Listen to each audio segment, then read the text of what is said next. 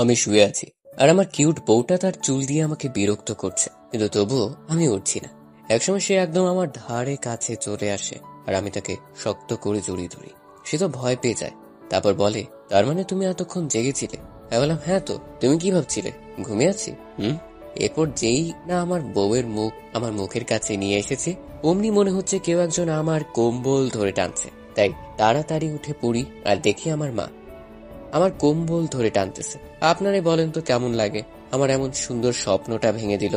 আমি এমনিতেই সিঙ্গেল, কত কষ্ট করে একটা স্বপ্ন দেখছিলাম, সেটাও আমার নিজের মা ভেঙে দিল। মনটা চায় কচু গাছের ডালের লগে ঝুলতে, কিন্তু ঝুলবো না, যদি ডালটা ভেঙে যায়। এবার আসুন। তাই মায়ের উপর রাগ দেখিয়ে বললাম, এই তুমি কি আমার নিজের মা? সকালবেলা নিজের ছেলের কম্বল নিয়ে টানাটানি করতেছো? ওই ফাজিল, ঘড়ির দিকে তাকিয়ে দেখ তো কয়টা বাজে, আর তুই সকাল বলতেছিস? মা রেগে বলল কথাটা। তারপর ঘড়ির দিকে তাকিয়ে দেখি 9:30 বাজে। আমি বললাম, ধুর মা, আর একটু আগে ডেকে দিবা না? কলেজের জন্য কত দেরি হয়ে গেল। আর তোর কলেজে যাইতে হবে না? কেন?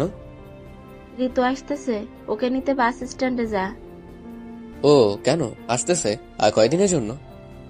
কয়দিনের জন্য না, ও এখন থেকে এখানেই থাকবে। আর তোর কলেজেই ভর্তি হয়েছে। এখন যা, ফ্রেশ হয়ে নে। আর আমি নিচে যাচ্ছি নাস্তা তৈরি করতে। নাস্তা করে ওকে নিতে যাবি। ওকে। তার আর কি, এক দৌড়ে চলে গেলাম ওয়াশরুমে। আসুন, ফ্রেশ হতে হতে পরিচয় দিয়েই দিই, নইলে আবার আমাকে পাগল ভাবতে পারেন যে পরিচয় ছাড়াই বকবক করতেছি। তাই পাগল আপনারাই হন, আমি পরিচয় দিই।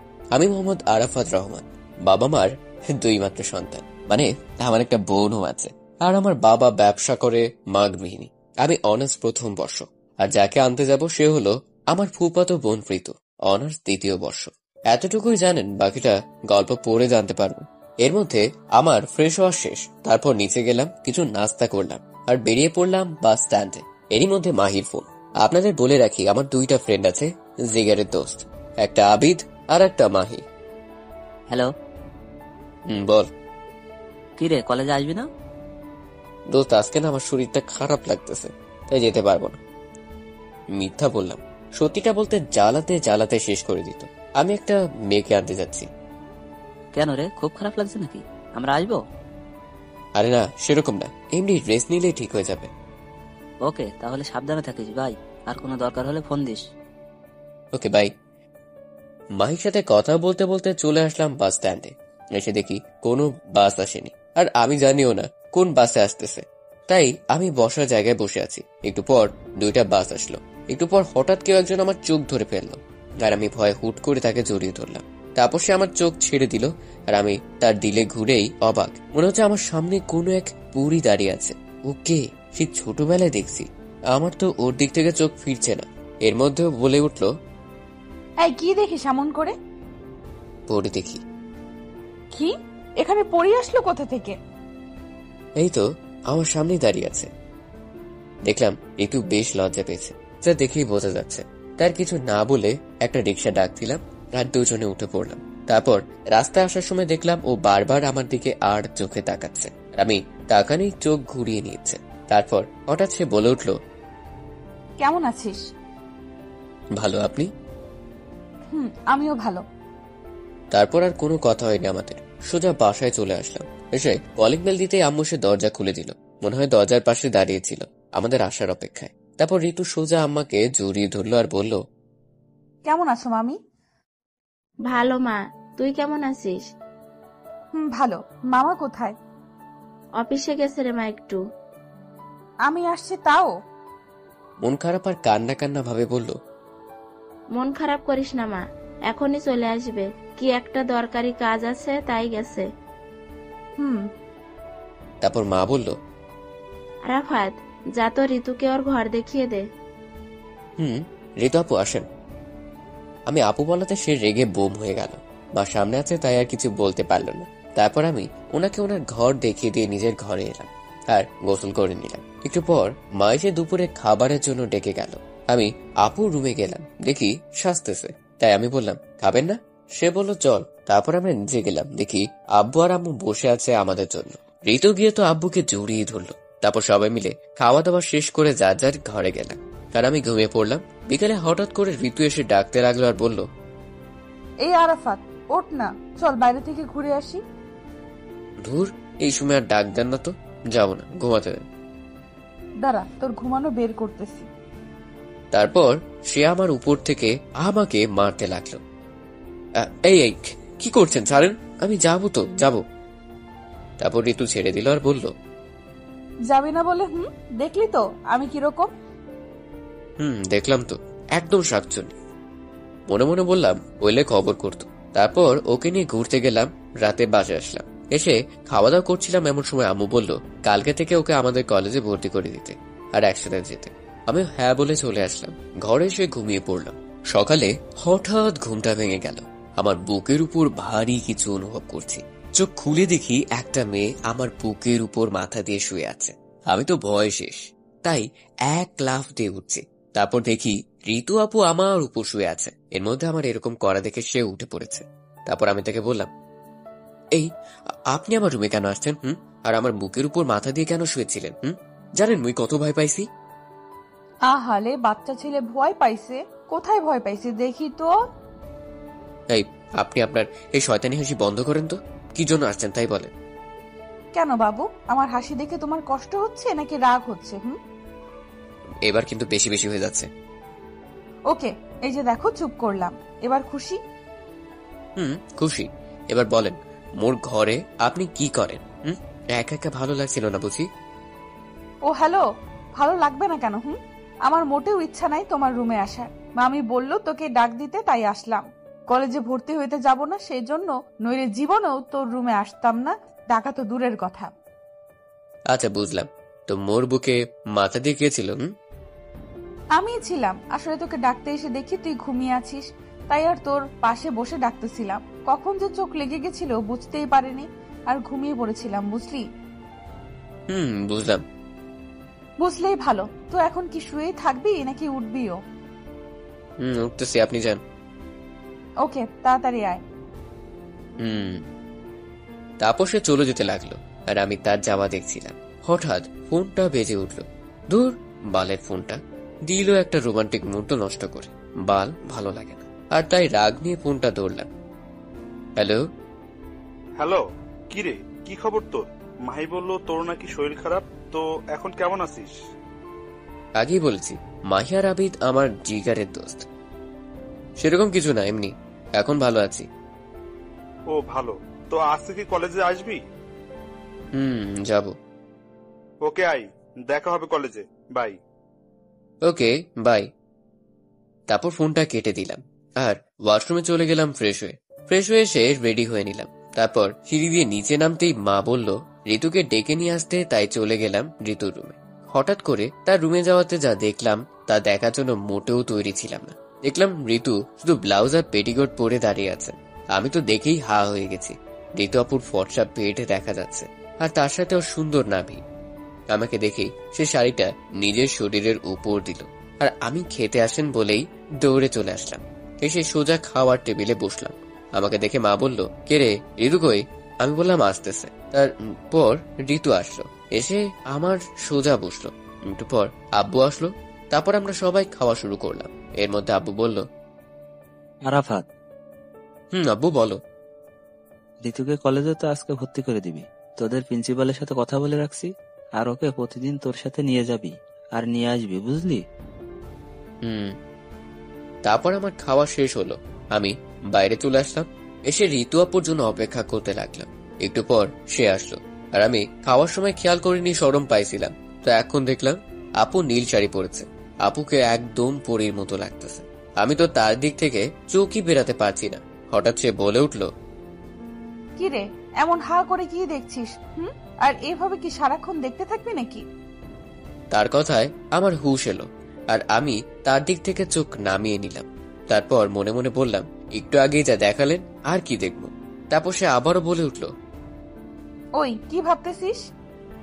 কিছু না। তো রিক্সা ডাক দে। তারপর আমি রিক্সা ডাক দিলাম। সে উঠে পড়লো আর সাথে আমিও। একটু পর সে বলে উঠলো, আমাকে কেমন লাগতেছে বললি না তো? আমি তাকে রাগানোর জন্য বললাম, একটু ভালো লাগছে না, পুরোই ময়দা সুন্দরী লাগতেছে। আপু একে তো খারাপ বলেছি, তার উপর আপু যা শুনলে বোম হয়ে যায়। এবার আপনারাই বলেন কি হতে পারে। এটা শোনা মাত্র তার চোখগুলো লাল হয়ে গেল আর আমার দিকে তাকালো। আমি তো দেখেই ভয় শেষ। তারপর সে আমাকে বলল, আমাকে আপু বলেছিস তাই না? দাঁড়া, তোর মজা দেখাচ্ছি। তারপর আবার কি বলেছিস? হ্যাঁ, মনে পড়েছে, আমি ময়দা সুন্দরী তাই না? বলেই সে আমার চুলগুলো টানতে লাগলো। আর আমি বললাম, আমার ভুল হয়েছে, আমি মুখ ফসকে বলে ফেলেছি আপু। আর হ্যাঁ, আপনাকে খুব সুন্দর লাগতেছে। আমি একটু রাগানোর জন্য এমনটা বলেছি। কিন্তু কে শুনে কার কথা? একসময় আর না পেরে তার চুল ধরে তার মুখটা আমার মুখের সামনে আনলাম। তারপর 4 ঠোঁট এক করে দিলাম। এমনটা হওয়ায় সে পাথরের মতো হয়ে গেল। টানা 5 মিনিট পর তাকে ছেড়ে দিলাম। তারপর কেউ আর কারো দিকে তাকাচ্ছি না, আর কথাও হয়নি। এভাবে কলেজে চলে আসলাম। এসেই চলে গেলাম প্রিন্সিপালের রুমে, কারণ ঋতুকে তো ভর্তি করাতে হবে। স্যারের রুমের সামনে এসে, স্যার আসতে পারি? আরে আরাফাত যে, আসো আসো, ভিতরে আসো, বসো। ধন্যবাদ স্যার। তুমি কি ঋতু? জি স্যার, আমি ঋতু। তোমার মামার সাথে একটু আগেই কথা হয়েছে। ও, তো মামা কি বললেন? বললেন ভর্তি করে নিতে। তো তুমি কি তোমার সব কাগজপত্র নিয়ে এসেছো? স্যার, এই নেন। তারপর স্যার সব কাগজ দেখলো আর বলল, রেজাল্ট তো ভালোই। তারপর তাকে ভর্তি করে নিল আর আমাকে বলল ক্লাসটা দেখিয়ে দিতে। জি স্যার, এখন তাহলে আসি। আসো। আর হ্যাঁ, দুজনকেই বলছি, মন দিয়ে পড়াশোনা করো, okay? Okay sir. Okay sir. Good, এখন আসতে পারো। তারপর আমরা ওখান থেকে চলে আসলাম আর ঋতুকে ওর ক্লাসে দিয়ে আসলাম। আর আমি আমাদের পছন্দের জায়গায় গাছতলা চলে আসলাম। এসে দেখি মাহি আর আবিদ বসে আড্ডা দিচ্ছে। আমিও গেলাম আর বললাম, কেমন আছিস রে তোরা? আমরা আর কেমন থাকবো, যেমন ছিলাম তেমনই। কিন্তু তুই তো মনে হয় ভাবিকে নিয়ে খুব ভালো আছিস, তাই না? মানে, তোর কটা ঠিক বুঝলাম না। না বোঝার তো কিছু নাই। তুই যে একটা মেয়ের সাথে এক রিক্সায় কলেজে আসলি, মেয়েটা কে? আরে ওটা তো আমার। মাহি আর আবিদ একসাথে বলল। কি? বল বল বল কে? বল, যে কে? পাই আমাদের ভুলে যে গেলি? পাইয়ে আমাদের ভুলে গেলি? তারপর তাদের আচ্ছা মতো পিটালাম আর বললাম, ওটা আমার ফুফাতো বোন, আমাদের কলেজে চান্স পাইছে তাই এখানেই ভর্তি হয়েছে, আর পড়বে, বুঝলি? বুঝলাম। গুড। এর মধ্যে হঠাৎ ক্লাসের ঘন্টা পড়ে গেল আর আমি বললাম, চল, ঘন্টা পড়েছে, ক্লাসে যাই। চল। তারপর সবাই মিলে ক্লাসে চলে গেলাম। ক্লাস করলাম। আমরা আবার ভালো ছেলে, 2টার বেশি ক্লাস করি না, তাই 2টা ক্লাস করে আবারও গাছতলায় চলে আসলাম। একটু পর দেখি আপু আসলো, সাথে কয়েকটা মেয়ে, হয়তো নতুন বন্ধু বানাইছে। তারপর আমাদের কাছে এসে বলল, কিরে ক্লাস বাদ দিয়ে এখানে কি? তারপর আমরা পিছনে তাকালাম আর আবিদ বলল, এটাই ভাবি না? তাই তো মনে হচ্ছে। চুপ শালা, মুখ বন্ধ করে রাখতে পারিস না? তারপর ওরা চুপ হয়ে গেল আর আমি আপুকে বললাম, এমনি ভালো লাগছে না, তাই ক্লাস করিনি। ও, তো আপনি এখানে? আমারও। চল বাসায় যাই। আমি আর কিছু না বলে চলে আসলাম। আসার সময় শুনতে পেলাম, মানে ওরা বলল খাওয়াতে, কিন্তু একদিন হবেই, তোর মনে রাখিস আরাফাত। তারপর আমরা বাসায় চলে আসলাম। এসে দরজায় কলিং বেল দিতেই আম্মু এসে দরজা খুলে দিল আর ঋতু যা করলো আর বলল আম্মুকে, আমি তো অবাক হয়ে গেলাম। মামি জানো, তোমার ছেলে না খুব খারাপ। কেন রে মা, কি করেছে ওই বান্দরটা? জানো মামি, আমরা যখন আসছিলাম বাড়িতে, হঠাৎ তোমার ছেলে বলল, তুই দাঁড়া আমি আসতেছি বলে একটা দোকানে গেল আর এক প্যাকেট সিগারেট নিয়ে আসলো, সাথে একটা খেতে খেতে। আমি কত বারণ করলাম কিন্তু শুনলো না। তারপর আমি তার থেকে সিগারেটটা ফেলে দিছি, সে ডাক দেখি আমাকে তো থাপ্পড় দিছে। আমি তো এটা শুনে মনে হয় আকাশ থেকে পড়লাম। তারপর আমি ঋতুর দিকে তাকালাম, দেখছি হাসতেছে। আমার তো সেই রাগ উঠলো, ইচ্ছে করছে মেরে একেবারে শেষ করে দিই। কত বড় মিথ্যা কথা বললো আম্মুর সামনে। তারপর আম্মুর দিকে তাকালাম আর সাথে সাথে ঠাস ঠাস করে 2টা পড়লো আমার গালে। আর আম্মু তো রেগে আগুন। আম্মু তখন আমাকে বলল, এই শিক্ষা দিছি তোকে? এই শিক্ষা দিছি যে রাস্তাঘাটে সিগারেট খাবি?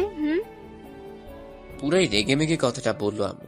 আমি কখন ভালো ছেলের মতো কান্না কান্না ভাবে বললাম, বিশ্বাস করো আম্মু, আমি সিগারেট খাইনি। ঋতু মিথ্যা বলতেছে, আমাকে ফাঁসানোর জন্য এসব বানিয়ে বানিয়ে বলতেছে। তখন আম্মু বলল, ওই, আমার মেয়ে মিথ্যা বলবে কেন?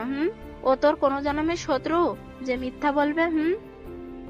এরই মধ্যে ঋতু বলে উঠল, থাক মামি, ছেড়ে দাও, আর কিছু বলো না, আমি অনেক বকেছি। তখন আম্মু বলল, আমার মেয়ে বললো বলে তোকে ছেড়ে দিলাম, নয়তো। হায়রে দুনিয়া, নিজের মা দেখি আজকাল নিজের কথা বিশ্বাস করে না। কোথাকার বালের মেয়ে তার কথা বিশ্বাস করে, যে কিনা মিথ্যা বলতে ওস্তাদ। এরই মধ্যে আম্মু আবারও বলে উঠল, আর যেন কোনোদিন না শুনি। আমি শুধু মাথা নেড়ে চলে আসলাম ঘরে। ঘরে এসে আমার তো খুব রাগ হচ্ছিল। ঋতুর বাচ্চা কেমনি এটা করতে পারলো আমার সাথে? কেন আম্মুকে এসব বললো? কথাই বলবো না ওর সাথে। তারপর ওয়াশরুমে চলে গেলাম। একটু পর বাইরে আসলাম। এসে দেখি আবিদ ফোন দিছে। আমি ফোনটা ধরলাম। হ্যালো। হ্যালো, কি খবর? বাসায় পৌঁছেছিস? বাসায় তো পৌঁছেছি, কিন্তু খবর ভালো না। কেন, কি হয়েছে? শোন তাহলে। তারপর সব খুলে বললাম। তারপর বললাম, খুব রাগ হচ্ছে রে ভাই, ঋতুর বাচ্চাকে একটা শাস্তি দিতেই হবে। তখন আবিদ বলল, শোন, এখন সব ঠিক করে নে, ঝামেলা করিস না, আমরা তো আছি নাকি, ঠিক একটা শাস্তি দিয়ে দিব, ভরসা রাখ আমাদের উপর। ওকে, কিন্তু তোরা আমার সাথে থাকবি তো? মানে শাস্তি দিবি তো? অবশ্যই, তোর সাথে এমনটা করেছে, শাস্তি না দিলে হয়? ওকে, তাহলে এখন রাখি বাই। Okay, by. তারপর ফোনটা কেটে দিলাম। একটু পর দেখি ঋতু আসলো আমার ঘরে। আমি দেখেই মুখ ঘুরিয়ে নিলাম। তখন ঋতু আমার কাছে আসলো আর বলল, রেগে আছিস আমার উপর? না, তো মুখ ঘুরিয়ে আছিস কেন? এমনি। সরি, প্লিজ আমাকে মাফ করে দাও। আমি তোমাকে এভাবে মামির কাছে মার খাওয়াতে চাইনি।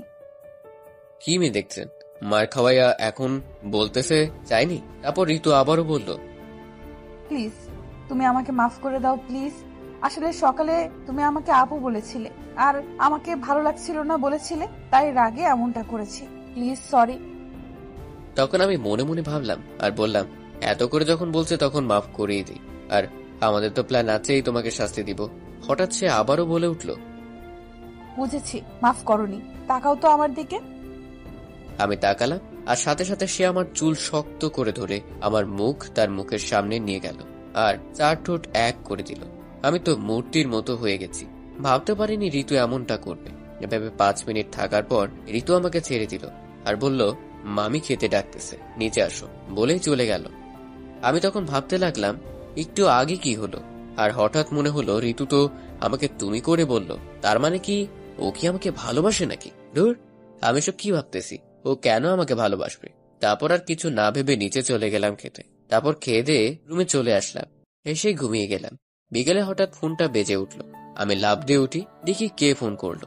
তারপর ফোনটা হাতে নিলাম, দেখি মাহি ফোন করেছে। ধরলাম। হ্যালো। কি রে, কই তুই? এই তো দোস্ত, বাসায় ঘুমাইতেছি। অনেক ঘুমাইছিস, এখন তাড়াতাড়ি রেডি হয়ে বটতলায় চলে আয়। ওকে, আসতেছি, 10 মিনিট। ও, আপনাদের বলে রাখি, আমরা বটতলা নামের এক জায়গায় আড্ডা দিই। তারপর আর কি, উঠে ফ্রেশ হলাম, রেডি হয়ে বেরিয়ে পড়লাম বটতলায়। একটু পর চলে আসলাম বটতলায়। এসে দেখি হারামি 2টা বসে আছে। আমি গেলাম। আসছিস, বস। মামা, 3 কাপ চা দাও তো। ভাই, আমি আজকের বিলটা দিবনি। ওকে। আমাদের তো ভূতে ধরছে, তাই না? এই সামান্য চায়ের বিল দিয়ে তো ট্রিট শেষ। ওটি হচ্ছে না মামা। ঠিক বলেছিস, শালা তো দেখি আমাদের ঠকাতে আসছিল, এখন নিজেই ঠকে গেল। মনে মনে বললাম, শালারা ধরতে পারছে রে, ধুর। তারপর একটু ভাব নিয়ে বললাম, আমি চায়ের বিল দিতে চাইলাম যাতে তোদের টাকা বাঁচে। তোরা তো শুনলি না, আমাকে যা নয় তা বলতেছিস। ভালো মামা, তুমি এখন যতই ভাবলাও কাজ হবে না, তোমাকে কিন্তু খাওয়াতেই হবে। ঠিক আছে, ঠিক আছে, খাওয়াবো। তার আগে আমাকে যেটা ফোনে বলেছিলি তার একটা ব্যবস্থা করে দে। তারপর আরে মামা, ওই জন্যই তো তোমাকে ডেকেছি। আমার কাছে একটা দারুণ প্ল্যান আছে। তো বল ভাই, কি প্ল্যান? আরে দাঁড়াও, বলতেছি। তার আগে বল, ঋতু আপু কি তোকে পছন্দ করে, মানে কেয়ার করে? শোনো তাহলে, আমরা 3 জন তো শুধু জানি মাহির জিএফ আছে, আর তো কেউ জানে না, তাই না? হ্যাঁ, মাহির একটা জিএফ আছে, এটা শুধু আমরা 3 জন জানি। আবিদের এই কথা শুনে মাহি কাশতে লাগলো। আরে ওরে কেউ পানি দে। তো ওর জিএফকে কিছুদিন তোর নিজের জিএফ বানিয়ে ঋতুর সামনে অভিনয় করবি, তাহলে দেখবি সে জ্বলতেছে, আর এভাবেই তাকে শাস্তি দিতে পারবি। কেমন লাগলো বল আইডিয়াটা? ঠিকই বলেছিস। বালের ঠিক বলেছিস, আর বালের আইডিয়া। আমি আমার জিএফ তোরে দিব না। দে না প্লিজ দোস্ত, আমি তো আর একেবারের জন্য নিচ্ছি না, কয়েকদিনের জন্য আর শুধু তো অভিনয় করব। আরাফাত তো ঠিকই বলেছে। তুই আর একটা কথাও বলবি না, শালা তোর জন্য এসব হলো। তারপর অনেক বুঝিয়ে মাহিকে রাজি করালাম এবং বলে আসলাম কালকেও জিএফ কে নিয়ে আসতে কলেজে। তারপর বাসায় চলে আসলাম, এসে খেয়ে দিয়ে ঘুমিয়ে পড়লাম। আপুর সাথে একটা কথাও বলিনি, শুধু মনে মনে বলতেছি কালকে থেকে তোমার হবে। সকালে ঘুম থেকে উঠে তাড়াতাড়ি কলেজে গেলাম, কারণ মাহির জিএফ কে সব বুঝিয়ে দিতে হবে। তারপর কলেজে গেলাম, দেখলাম ওরাও চলে আসছে। তারপর মাহির জিএফ এর সাথে কথা বলে সব বুঝিয়ে দিলাম। আর হ্যাঁ, মাহি সব বলে রাখছে, তাই বেশি কিছু করতে হয়নি। একটু পর আমরা গাছতলায় বসে আছি, মাহির জিএফ আমার পাশে। তখন দেখলাম আপু আসতেছে, তাই আবিদ আর মাহি চলে গেল। আমি আর মাহি জিএফ হাত ধরে বসে রইলাম। আমাদের এরকম অবস্থায় আপু দেখে আমাদের কাছে আসলো, আর যা করলো আমি তো ভাবতেও পারিনি। আপনারা কি ভাবছেন আমাকে দিছে? আরে না, মাহির জিএফ কে দিয়েছে। আমি ভালো ছেলে বুঝলেন, সেটা আপু জানি, তাই মুইকে দেয়নি এমন একটা ভিটামিন। তারপর আপু বলতে লাগলো, ওই মেয়ে কলেজে কি এসব করতে আসো? হ্যাঁ, পড়াশোনা বাদ দিয়ে একটা ছেলের সাথে গাছতলায় বসে প্রেম চলতেছে। সরি আপু। আর কিছু বলতে পারলো না, তার আগেই ঠাস করে আর একটা দিয়েছে আপু। আরে বেচারি নাটক করতে এসে ভিটামিন খাচ্ছে, আর তাকে থামিয়ে দিয়ে আবারও আপু বলল, কোনো সরি না, আর যেন কখনো এইসব না দেখি, বোঝা গেছে? মাই শুধু মাথা নেড়ে হ্যাঁ বলে চলে গেল, আর আমি এতক্ষণ নির্বাকের মতো দেখছিলাম এসব। এরপর মাহির চলে যাওয়ার পর আপু আমার দিকে তাকালো। আমি একবার তাকিয়ে বুঝতে পারছি আমার কপালে দুঃখ আছে, কারণ তার চোখ দেখে মনে হচ্ছে এক্ষুনি আগুন বের হবে। তাই আমি আর তার দিকে তাকালাম না, চোখ নামিয়ে নিলাম। আর সাথে সাথে ঠাস ঠাস ঠাস। ওমা, এবার দেখি থাপ্পড় টাপা আমাকে দিছে। আপনারা ভালো না, আপনারা আমার জন্য দোয়া করেননি, বরং চাইছেন যাতে আমি মার খাই, তাই না? দুষ্ট সবাই আসুন, আমি যেহেতু থাপ্পড়টা খেয়েই ফেলেছি, তখন কি আর করার।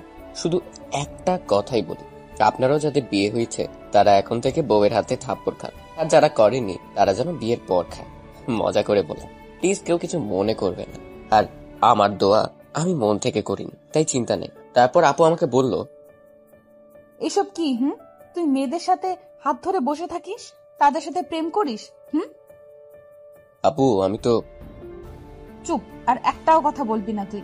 চল আজকে বাসায়, তারপর তোর হবে। প্লিজ আপু। বলতে না বলতেই ঠাস করে আবার চর। এবার আমি বুঝতে পারছি চরটা কেন দিল। সরি ঋতু, আর কখন এমনটা হবে না, প্লিজ।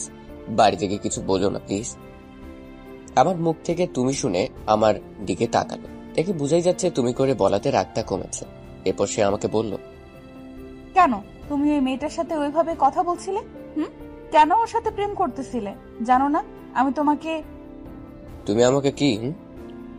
কিছু না। না বললে কিন্তু আমি আবার ওই মেয়েটার কাছে চলে যাব। তখন ঋতু আমাকে জড়িয়ে ধরলো আর বলল, দেখি তো কেমন করে যাও। আরে কি করছেন, সবাই দেখছে তো নাকি? দেখো, তাতে আমার কি? আপনার না হলেও আমার অনেক কিছু, ছাড়েন।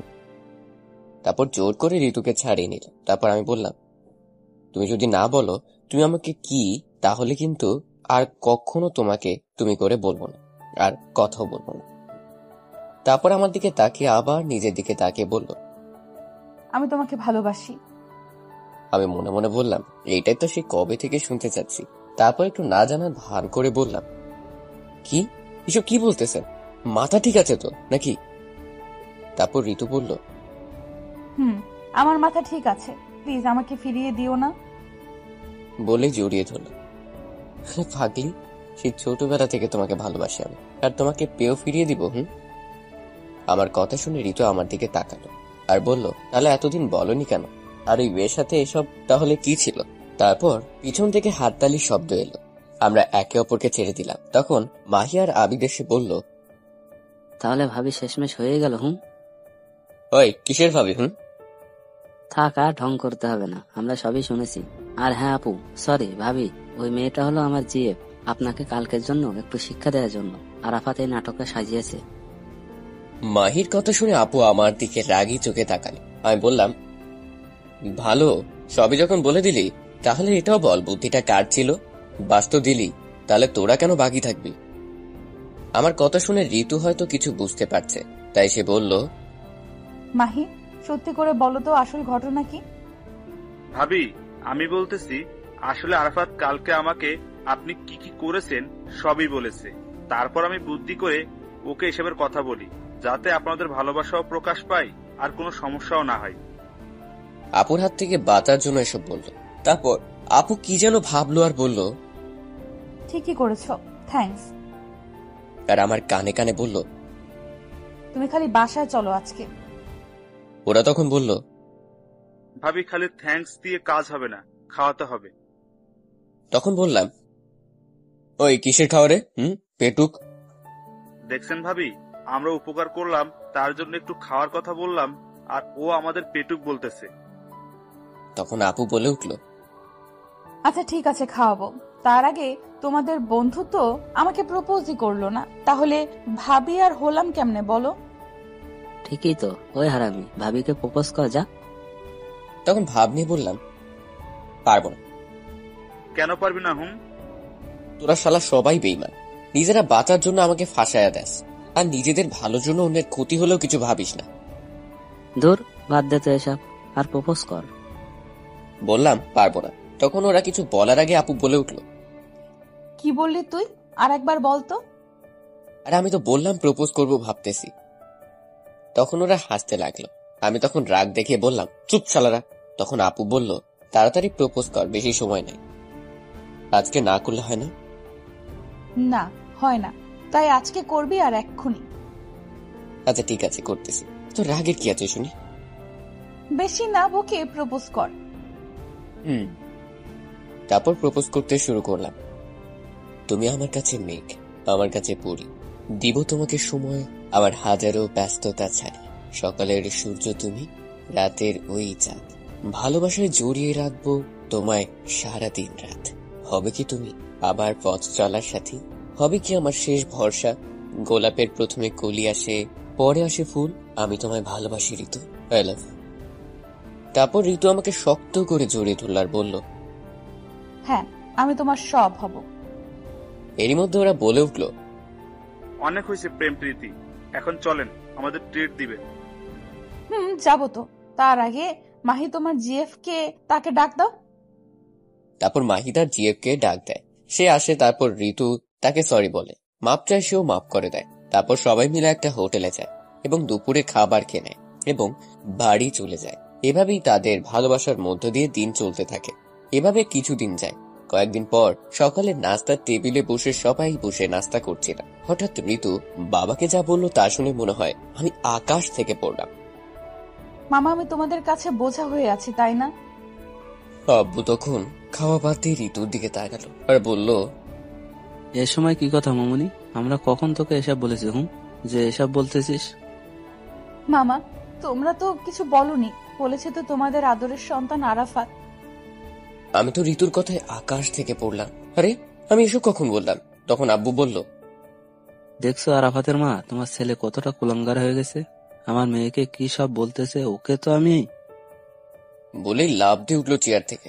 তখনই আম্মু আব্বুকে আটকালো আর বলল, দেখো, এখন খাওয়ার টেবিলে কিছু করো না, ও না বুঝে করেছে, এবারের মতো ছেড়ে দাও।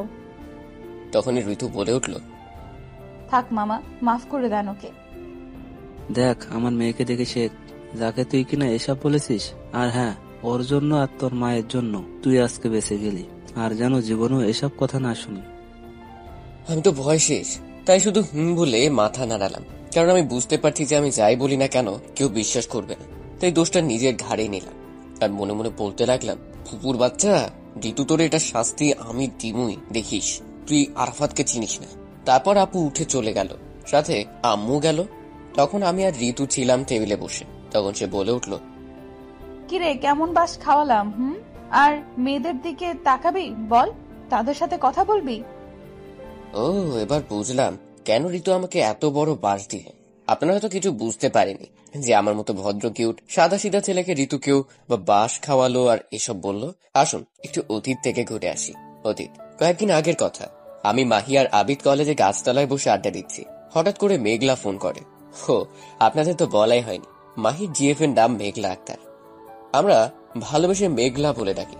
টুকু, মাহি ভালোবেসে মেঘলা বলে ডাকে, তাই আমরাও ডাকি। আমরা জিগারের দোস্ত কিনা। তারপর মাহি ফোনটা ধরে তখন মেঘলা বলে, কোথায় আছো তুমি? এই তো শোনা, আরাফাত আর আবিরের সাথে কলেজের সেই গাছতলায় বসে আছি। কেন, কি হয়েছে? আসলে আমি না একটু শপিং করতে যাব, তুমি কি আসতে পারবে প্লিজ? আচ্ছা ঠিক আছে, কোথায় আসতে হবে বলো, আমি আসতেছি। Thank you Babu. বিগ বাজার মলে চলে আসো। ওকে শোনা, আসতেছি, বাই। বাই, তাড়াতাড়ি আসো কিন্তু। ওকে।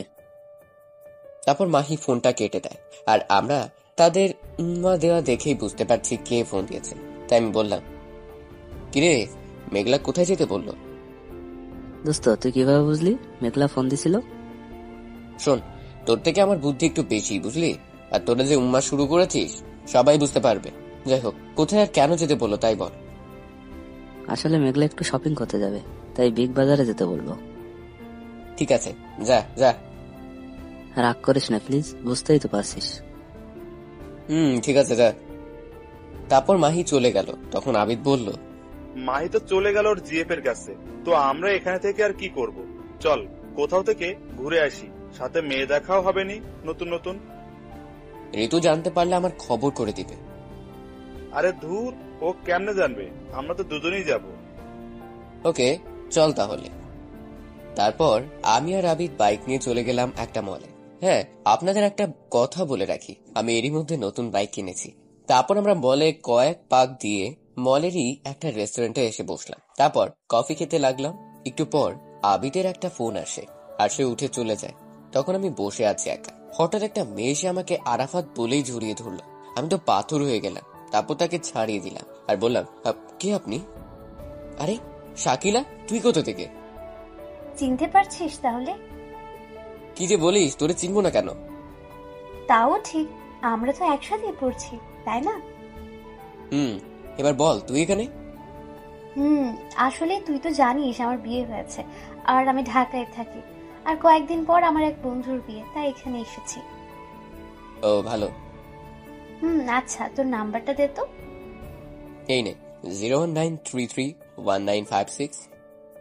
দুইটা দিলাম না, আপনারা হয়তো আমাকে জ্বালাতন করবেন। তারপর আমি আর শাকিলা কিছুক্ষণ হেসে হেসে কথা বললাম। আমি হঠাৎ খেয়াল করলাম কেউ একজন শাকিলা আমাকে জড়িয়ে ধরার পর থেকে আমার দিকে তাকিয়ে আছে। আমি তার দিকে তাকিয়েই তো অবাক। আরে এটা তো ঋতু। এখন আমার কি হবে আল্লাহ জানে।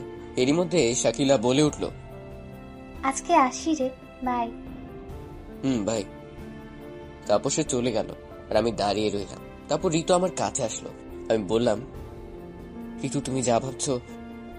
আর বলতে পারলাম না। ঠাস ঠাস করে দিল আর বলল, তুই এতটা খারাপ একটা মেয়েকে জড়িয়ে ধরেছিস? ছি। তারপর সে চলে গেল।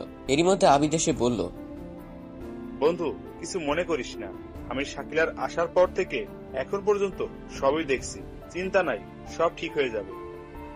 বুঝি না, সব খালি আমার সাথেই কেন হয়? বাদ দে, চল বাসায় যাই। চল। তারপর আমরা বাসায় চলে আসলাম। আস্তে আস্তে রাত হয়ে গেছে, তাই এসেই শুয়ে পড়েছি। সকালে কি হলো আপনারা তো জানেনই। আসুন এখন বাস্তবে ফিরি। বাস্তব। তখন ঋতুকে বললাম, চোখে দেখা সবসময় ঠিক হয় না আর সত্যি হয় না। যার জন্য আমার সাথে এমনটা করলেন সেটা আসলে সত্যি নয়। ও আমার কাস্ট ফ্রেন্ড ছিল আর ওর বিয়ে হয়ে গেছে। এতদিন পর দেখা, তাই এমনটা করেছে। আর আপনি কিছু না জেনেই ভালো, খুব ভালো থাকেন বলে উঠে চলে আসলাম। তখন ঋতু ভাবতে লাগলো, আসলে তো আমার খোঁজ নেওয়া উচিত ছিল।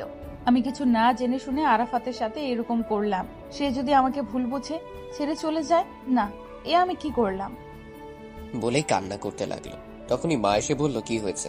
সে কিছু না বলে কান্না করতে করতে উপরে চলে গেল আর আমার রুমের সামনে এসে কান্না করতে করতে বলল, প্লিজ আমাকে মাফ করে দাও প্লিজ, আমার ভুল হয়েছে, আমি আর কখনো এমনটা করব না, সত্যি। প্লিজ আপনি এখন ন্যাকা কান্না করবেন না তো, আমার ভালো লাগছে না, যান এখান থেকে। আর হ্যাঁ, আমি আপনাকে ভালোবাসি না, যান। যে ভালোবাসার মানুষকে ভুল বুঝে সন্দেহ করে তাকে না ভালোবাসাই ভালো। প্লিজ আরাফাত, তুমি এসব বলো না। তুমি এসব বললে আমি কিন্তু সুইসাইড করব। যা খুশি করেন জানতো, আমি আপনাকে আর দেখতেও চাই না। আচ্ছা ঠিক আছে, ভালো থেকো, বাই। আমি তোমাকে সন্দেহ করি তো, আসলে আমি তোমাকে ভালোবাসি, তাই আমি এমনটা করি। আর হ্যাঁ, তুমি যেহেতু কখনো আমার এই মুখ দেখতে না চাও, আমি ওর দেখাবো না, বাই। তারপর ঋতু দৌড়ে নিচে চলে গেল আর টেবিলের উপর থেকে ফল কাটার ছুরি দিয়ে নিজের হাত কেটে ফেললো। তখন মা এসব দেখে দৌড়ে রান্নাঘর থেকে ঋতুর কাছে আসলো, এসে চিৎকার দিয়ে উঠলো আর বললো কি হয়েছে, কেন সে এমনটা করলো। ঋতু কিছু না বলে মায়ের কোলে জ্ঞান হারিয়ে ফেললো। এরই মধ্যে আমি মায়ের চিৎকার শুনে দৌড়ে নিতে চলে আসি। এসে দেখি ঋতুর হাত থেকে রক্ত পড়ছে, যা দেখে আমার পায়ের নিচ থেকে মাটি সরে গেল। আমি ভাবতে লাগলাম যে ঋতু তাহলে সত্যি সত্যি সুইসাইড করলো। না, আর ভাবতে পারছি না। এরই মধ্যে মা বলে উঠলো, দেখো আরাফাত, ঋতু কি করে ফেলেছে, তুই কিছু একটা কর। মা তুমি কান্না করো না, আমি এক্ষুনি ওকে হাসপাতালে নিয়ে যাচ্ছি। বাবা, তাই কর, আমার মেয়েটাকে তুই বাঁচা। তারপর আমি ঋতুকে কোলে তুলে নিয়ে গাড়িতে বসালাম আর নিজে গাড়ি চালিয়ে ঋতুকে হাসপাতালে ভর্তি করে দিলাম। কিছুক্ষণের মধ্যে আবিদার মাহিও চলে আসলো। আমি ওদের দেখে জড়িয়ে ধরে কান্না শুরু করে দিলাম। ওরা আমাকে সান্ত্বনা দিতে থাকে আর বলতে থাকে, সব ঠিক হয়ে যাবে, চিন্তা করিস না, ঋতুর কিচ্ছু হবে না। কয়েক ঘন্টা পর ডাক্তার বেরিয়ে আসলো আর বলল, রোগীর আত্মীয় স্বজন কে আছে? কাছে গিয়ে বললাম, আমার কি হয়েছে বলুন। দেখুন, রোগীর অনেক রক্ত বের হয়ে গেছে, তাই এখনই বি পজিটিভ রক্ত লাগবে। তখনই আবিদ বলে উঠল, স্যার আমার রক্ত বি পজিটিভ, আমি রক্ত দেব। ওকে, তাহলে আসেন আমার সাথে। চলেন। তারপর আবিদ আমাকে বলল, এই আমি রক্ত দিতে যাচ্ছি, দেখবি ভাবি একদম ঠিক হয়ে যাবে, আর তুই কিন্তু একদম কান্নাকাটি করবি না, বলে দিলাম। তারপর আমি আবিদকে জড়িয়ে ধরে কান্না কান্না করতে লাগলাম। তখনই আবিদ বলে উঠল, কান্না করতে মানা করলাম না তোকে? সরি, আর কান্না করব না। এই তো গুড বয়। মাহি, আরাফাতকে দেখে রাখিস, আর কান্না করলে শুধু আমাকে বলবি, তারপর দেখবি আমি এসে কি করি। ঠিক আছে। আসলে সত্যিকারের বন্ধুরা এমনই হয়, বন্ধুর জন্য মনে হয় জীবন দিতেও দ্বিধা করবেন। আমি দোয়া করি আল্লাহর কাছে। তারপর আবিদ চলে গেল। কয়েক ঘন্টা পর ডাক্তার বেরিয়ে এলো, সাথে আবিদও এলো। এসে আবিদ বলল, বলছিলাম না ভাবির কিছু হবে না। গিয়ে আবিদকে জড়িয়ে ধরলাম আর বললাম, সত্যি আজকে তুই না থাকলে কি যে হতো, থ্যাঙ্কস রে দোস্ত। আবিদ আমাকে ধাক্কা দিয়ে সরিয়ে দিল। আমি তো অবাক। তারপর সে মাহিকে বলল, মাহি দেখ তো, এই কি আমাদের আরাফাত, যে বন্ধু হয়ে বন্ধুকে থ্যাঙ্কস দেয়? ওর সাথে কথা নাই, চল। বলে চলে যেতে লাগলো। আমি বুঝতে পেরে আটকাইলাম আর তাদের সামনে গিয়ে কান ধরলাম আর বললাম, সরি। না না, কি বলতেছি, বন্ধুদের তো নো সরি নো থ্যাঙ্কস। এবার তাহলে বুঝেছিস? বলেই ওরা দুইজন আমাকে জড়িয়ে ধরলো। তখন ডাক্তার বলল, আপনার 3 বন্ধু নয়, মনে হচ্ছে এক এক ভাই। দোয়া করি আপনাদের বন্ধুত্ব যেন সারা জীবন এরকমই থাকে। Thanks doctor. ডাক্তার, ঋতু কেমন আছে? এখন অবশ্য ঘুমিয়ে আছে, ঘুমের ঔষধ দিছি তো। ও, তো ঘুম ভাঙবে কখন? এই কিছুক্ষণের মধ্যেই। বলে ডাক্তার চলে গেল। এরই মধ্যে মা চলে আসলো। আসলে ওই সময় মাকে সাথে করে আনিনি। তারপর মা এসে বলল, আরাফাত, আমাদের ঋতু এখন কেমন আছে? মা এখন ভালো আছে। এরই মধ্যে ঋতুর বাবা মা, মানে আমার শ্বশুর শাশুড়ি তো এখনো তো হয়নি, মানে আমার ফুপা ফুপ্পি চলে এসছে। এসেই বলতেছে ঋতু কোথায় আর কেমন আছে। আমি বললাম, আপনাদেরকে জানানো ঋতুর ব্যাপারে। আমি বলেছি। ও, ভিতরে আছে আর ভালো আছে, ঘুমিয়ে আছে। এরই মধ্যে আব্বু চলে আসছে। তক্ষুনি একজন নার্স এসে বলল, রোগীর ঘুম ভেঙেছে। এটা শুনে সবাই মিলে ঋতুর কাছে গেল, শুধু আমি, আবিদার মাহি ছাড়া। তারপর মা এসে বলল, ঋতু ডাকতেছে আমাকে। আবিদার মাহি বলল, যা ভিতরে যা। তারপর আমি ভিতরে গেলাম। সবাই বের হয়ে আসলো। তখন ঋতু বলল, কেন এসেছিস তুই এখানে? তুই না বলেছিলি আমার মুখ দেখতে চাস না? তখন আমি ঋতুর কাছে গেলাম আর সাথে সাথে ঠাস করে একটা থাপ্পড় দিলাম। তুই আমাকে মারলি? তখন আমি ঋতুর মাথার কাছে গিয়ে বসলাম আর বললাম, মারলাম। আমার বউকে আমি মারবো না তো কে মারবে শুনি? আমার মুখে বউ ডাক শুনে ঋতু আমাকে জড়িয়ে ধরে কান্না করে দিল। আমিও তাকে জড়িয়ে ধরলাম। ভালোই যখন বাসো, তাহলে কালকে ওর বলেছিলে কেন? প্লিজ বাদ দাও, তখন আমার মাথা ঠিক ছিল না। আর হ্যাঁ, ওটার জন্য সরি। না, শুধু সরি বললে চলবে না। তো কাছে আসো বলতেছি। আমি আমার মুখ ঋতুর মুখের সামনে নিয়ে গেলাম, আর সাথে সাথে সে 4 ঠোঁট এক করে দিল। আমিও কম কি, এরকম সুযোগ কি কেউ ছাড়ে? আমিও সাথে সমান রেসপন্স দিতে লাগলাম। এরকম করে কতক্ষণ ছিলাম জানি না। হঠাৎ মাহিয়ার আবিদ এসে বলল, এসব রোমান্স বাড়িতে গিয়ে করিস, এখন করতে হবে না। ওদের কথা শুনে আমরা একে অপরকে ছেড়ে দিলাম। থাক, আর কিছু বলতে হবে না, সবই দেখছি। ওই শালা, দেখছি যখন তখন আর একটু দেখতি, ডাক দিলি কেন? আহারে, শালা শখের প্রেমে আমরা সমস্যা করলাম। আমার বিয়ে তো কালকে পরের দিন, ওখানে গিয়ে না হয় বাকিটা সেরে নিস। তোর বিয়ে মানে কার সাথে? আর এখন বলতেছিস কেন? সকালে বলার জন্য তোর বাসায় আসছিলাম, আর তোর মা যা বললো শুনেই তো এখানে আসলাম বলার জন্য। যাই হোক, বাদ দে। আমিও কিন্তু যাব মাহি ভাইয়া। ভাবি, অবশ্যই যাবেন, তাই জন্যই তো আপনাদের দুজনকে নিতে আসলাম, মার্কেটে যাব। শোন, আমি যাচ্ছি, কিন্তু ঋতুকে না, ওর শরীর খারাপ, ও বাসায় থাক। না, আমিও যাব। কিন্তু কোনো কিন্তু না, আমি যাব আর মেঘলাকে নিজের হাতে সব পছন্দ করে কিনে দেব। যথাজ্ঞা মহারানী, এখন অন্তত বাড়িতে যাই। কিন্তু আমি যাব কি করে? কেন, পায়ে হেঁটে? না প্লিজ, কোলে করে নিয়ে যাও না। এখানে সবাই দেখলে কি ভাববে? কিছু ভাববে না। মাহি, আবিদ ভাইয়া আপনার কিছু বলেন না? ঠিক ঠিক, ভাবি অসুস্থ, নে কোলে নে। তোদের আর পাম দিতে হবে না, চুপ থাক। তারপর ঋতুকে কোলে করে নিয়ে আসলাম। সবাই হা করে দেখছিল।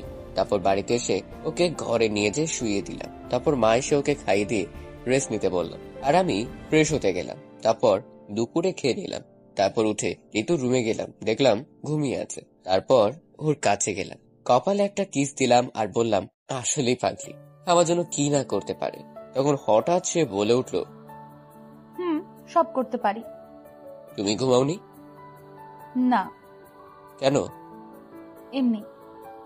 একটু পর মাহির ফোন আসলো, বলল রেডি হয়ে বিগ বাজার মলে চলে আসতে। তারপর ফোন কেটে দিয়ে আমি রেডি হয়ে চলে আসলাম। তারপর বিয়ের মার্কেট করছিলাম আর আমি ঋতুর সাথে দুষ্টুমি করছিলাম। এভাবে সব কেনাকাটা শেষ করে বাসায় চলে আসলাম, ওরাও চলে গেল। তারপর রুমে এসে ওয়াশরুমে চলে গেলাম ফ্রেশ হতে। বাইরে বের হয়ে এসে দেখি ঋতু আমার বিছানায় বসে আছে। তখন আমি বললাম, কি ব্যাপার মিস, তুমি আমার ঘরে কি মনে করে? কেন, আসতে পারি না নাকি? আসতে পারবে না কেন? অবশ্যই পারবে।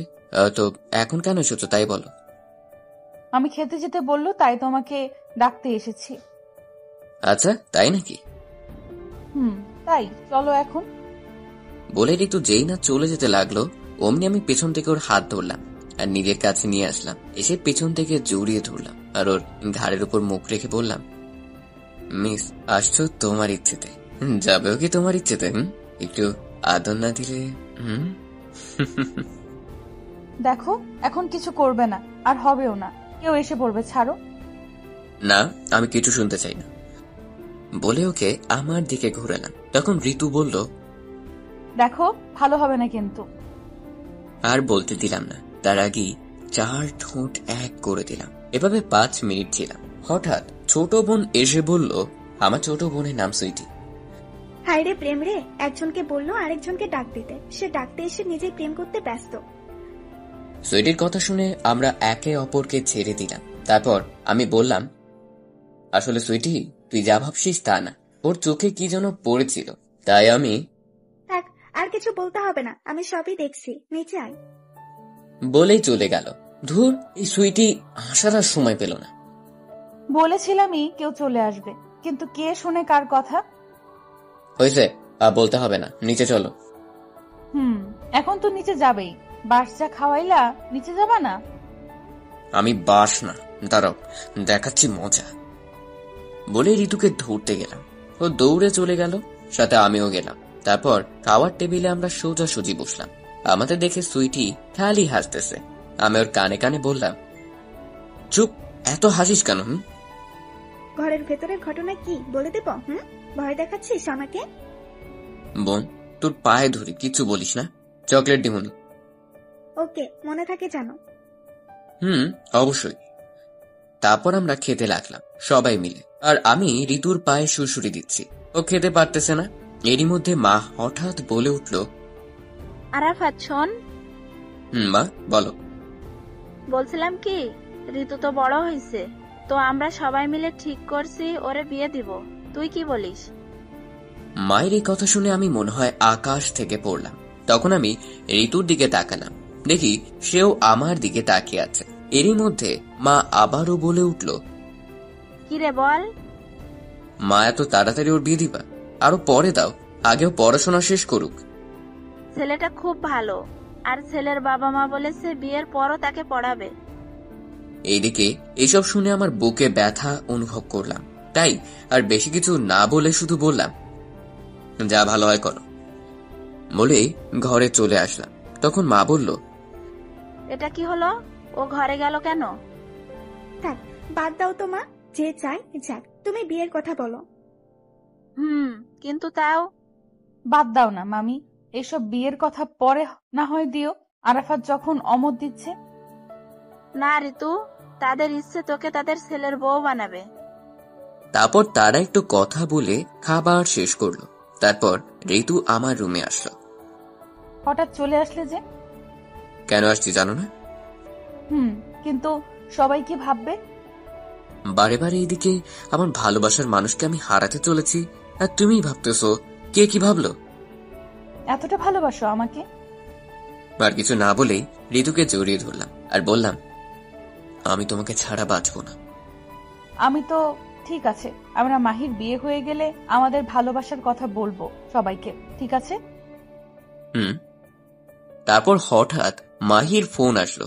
আমি ধরলাম। সে বলল, সকাল সকাল চলে আসিস, কিন্তু অনেক কাজ আছে। ওকে। তারপর ফোন কেটে দিয়ে ঋতু ওর ঘরে গেল। আমি শুয়ে পড়লাম আর ভাবতে লাগলাম, আমি কি সত্যি ঋতুকে হারিয়ে ফেলবো? তারপর কখন যে ঘুমিয়ে গেছি মনে নেই। সকালে ফোন বাজতেছে, আমি ঘুম চোখে নাম না দেখেই দৌড়লাম। হ্যালো। ওই শালা কিসের হ্যালো? কই তুই? এই তো বাড়িতে। কেন, কি হয়েছে? কেন, কি হয়েছে?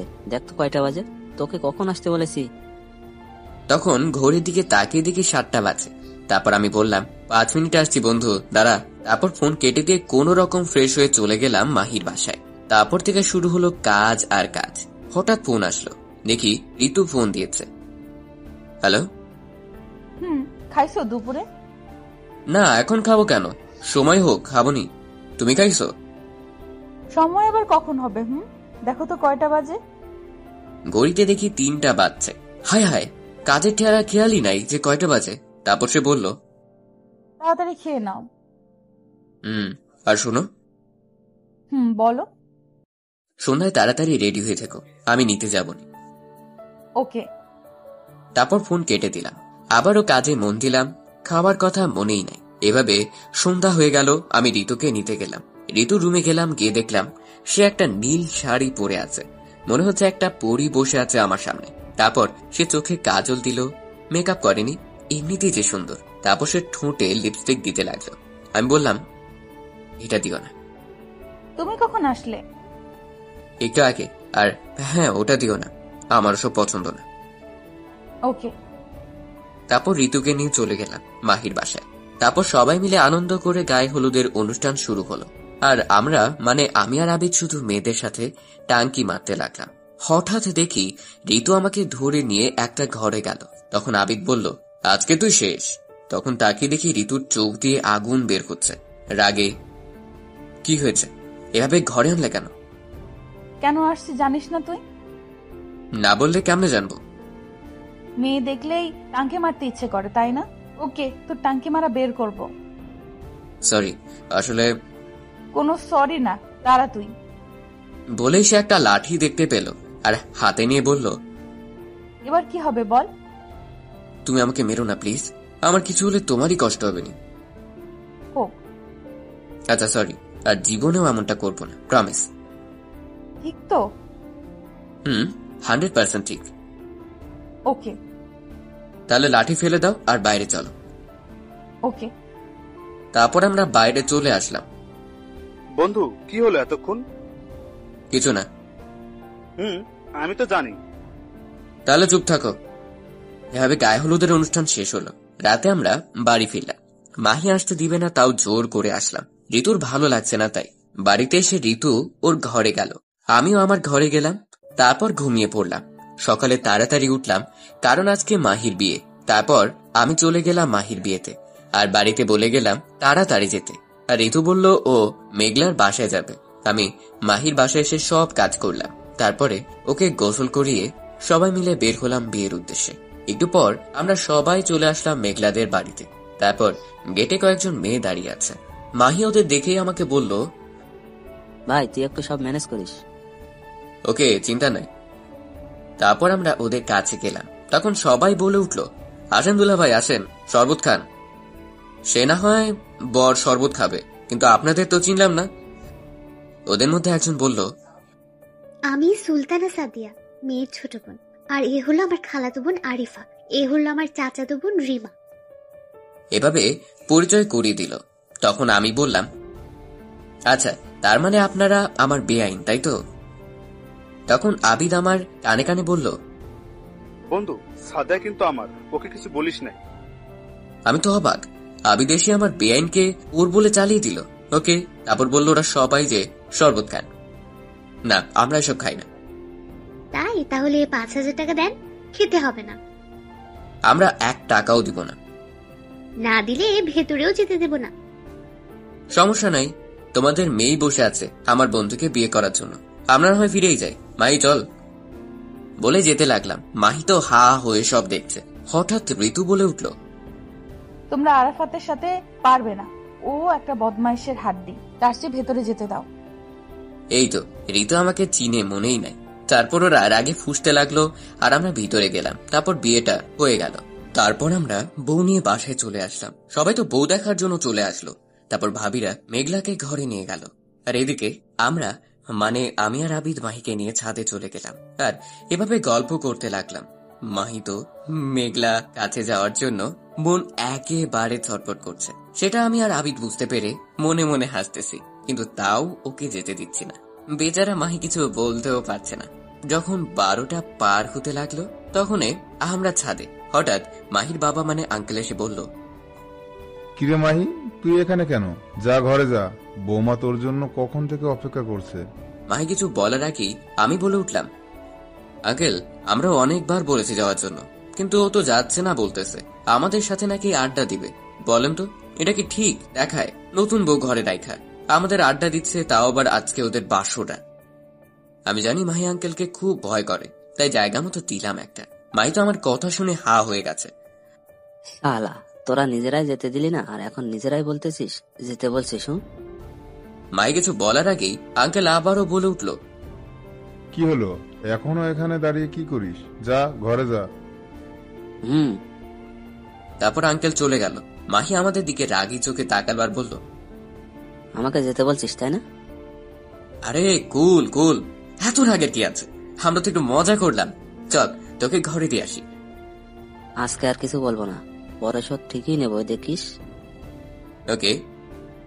তারপর আমরা মাহিকে ওর বাসর ঘরের সামনে নিয়ে আসলাম। এসে তো দেখি ঋতু ভাবিরা দরজা আটকে রাখছে। ভাই কিছু একটা কর, নইলে আজ আর আমার বাসর হবে না। আহারে বেচারা, ওকে কিছু একটা করতেছি। হাজার হোক তুই আমার বন্ধু বলে কথা। তারপর আমরা সবাই মিলে বাসর ঘরের সামনে গেলাম। ভাবিরা কি দেবর বাসর করবে নাকি? মাহি কিছু বলছে না, শুধু আমার দিকে তাকাচ্ছে। আমি বুঝতে পারলাম ঘটনা, তাই বললাম, আহ ভাবি, এসব আবার বলা লাগে নাকি? তোমরা কি করনি নাকি? জানো না বুঝি যে জিজ্ঞেস করতেছ? যদি নাই করে থাকো তাহলে বলো, আমি আর আবিদ আছি তোমাদের জন্য। মাহিকে আজকে যেতে দাও, ওর বউ অপেক্ষা করতেছে। ভাবিরা তো ছাড়বেই। অনেক কষ্টে মাহিকে ঘরে পাঠালাম। এর মধ্যে ঋতুর দিকে তাকিয়ে দেখি আমার দিকে চোখ লাল করে তাকিয়ে আছে। আমি তো ভয়ে শেষ। তারপর আর একটু মজা করে ভাবিরা চলে গেল, আর আমি আর আবিদও যেতে লাগলাম। হঠাৎ কোথা থেকে ঋতু এসে বলল, আবিদ ভাইয়া তুমি যাও, তোমার বন্ধুর সাথে আমার কথা আছে। আচ্ছা। তখনই ঋতু আমার কলার ধরে একটা ঘরে নিয়ে গেল আর দরজা বন্ধ করে দিল। তখন আমি বললাম, কি ব্যাপার, দরজা বন্ধ হলে কেন? চুপ, একটাও কথা বলবি না তুই। আমি বুঝলাম সে এখনো রেগে আছে। রেগে আছো? দাঁড়া, তোর মজা দেখাচ্ছি। বলেই আমার গলা চেপে ধরল। ছাড়ো, কি করছো? লাগছে তো, মরে যাব। যা, তুই মরেই যা। তুই মরে গেলে আর ভাবিদের সাথে টাঙ্কি মারতে পারবি না। আচ্ছা, আর কখন এমন হবে না, প্লিজ ছেড়ে দাও। কিন্তু সে ছাড়ছে না, তাই আমি বাধ্য হয়ে ওর মাথার পিছনে হাত দিলাম আর চুল মুঠো করে ধরে তার ঠোঁট এক করে দিলাম। আমার এমনটা করে ঋতু মনে হয় বরফ হয়ে গেছে। একটু পর আমি তাকে ছেড়ে দিলাম। একটু পর শান্ত হয়ে ঋতু আমাকে বলল, কেন করো তুমি এমনটা? জানো না তোমার পাশে অন্য কাউকে ভাবতেও পারি না আমি, আর তুমি কি না? তখন ঋতুকে জড়িয়ে ধরলাম। তারপর ওকে বললাম, আরে পাগলি, আমি তো মজা করি সবার সাথে, তুমি বুঝো না? আর হ্যাঁ, আমি কখনোই তোমাকে ছাড়া অন্য কাউকে ভালোবাসবো না, প্রমিস। আর তোমাকে কখনো ছেড়েও যাব না। কিন্তু তাও এসব আর তুমি করবে না। আচ্ছা ঠিক আছে। তো রাতে তো খাওনি তাই না? সেটা আমি জানি। তুমি দাঁড়াও, আমি খাবার নিয়ে আসছি।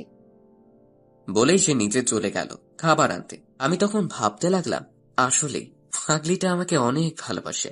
একটু পর ঋতু খাবার নিয়ে আসলো আর বলল, খেয়ে নাও। খাবো না। কেন?